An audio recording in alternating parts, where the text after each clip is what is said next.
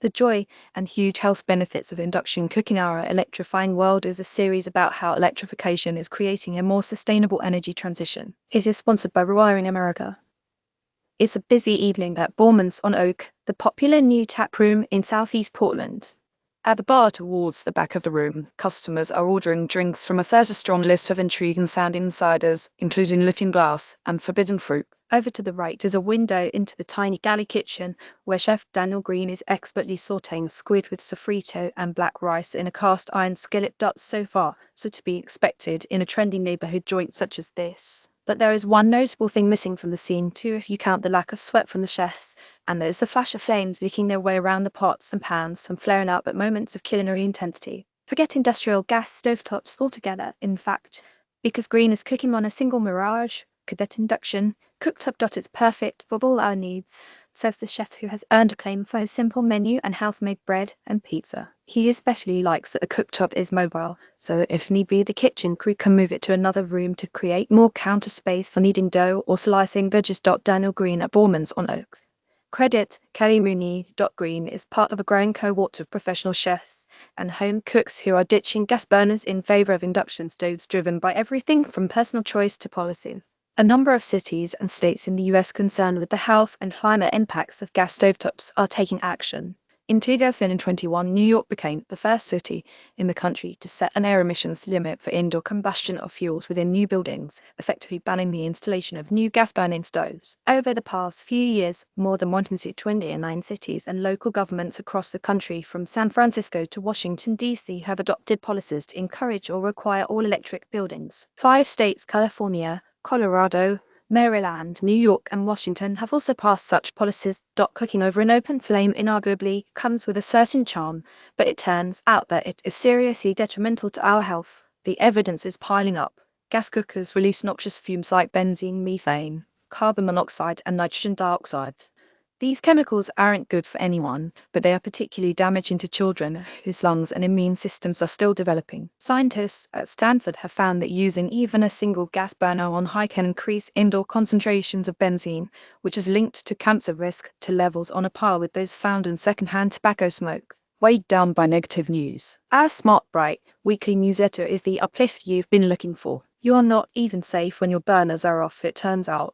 Alarmingly, 3/4 of the stove's methane emissions leak out of the stove when the burners are off. Long-term methane gas poisoning can cause lasting cardiovascular, respiratory, and neurological problems. Chef Daniel Green says his single Mirage Cadet induction cooktop is perfect for all his needs. Credit Hannah West. Natural gas appliances like stoves are also large contributors to climate change. That's because they emit both carbon dioxide and unburned methane, both potent greenhouse gases, into the atmosphere. A Stanford study from 2022 found that the annual methane emissions from all gas stoves in US homes have a climate impact comparable to the annual carbon dioxide emissions of about 500,000 gasoline-powered cars. Health and climate aside, today's induction stovetops are winning over chefs because they are more efficient, precise, and consistent than gas stoves. They boil a pot of water in just minutes, and their heat is instantaneous, so there's no lag time for alliums to brown or meat to sear. Induction stovetops require only a quick wipe down to clean, and they emit less heat, which makes fast-moving kitchens much more comfortable. Chef Eric Riper of Manhattan's Michelin-starred restaurant Le Bernardin installed induction cooktops in his homes in Manhattan and the Hamptons. After 2 days, I was in love, he told journalist Melissa Clark in 2022. He has also had a Gagamel induction stove installed at Le Bernardin. Chef Alton Brown also upgraded to an induction stovetop.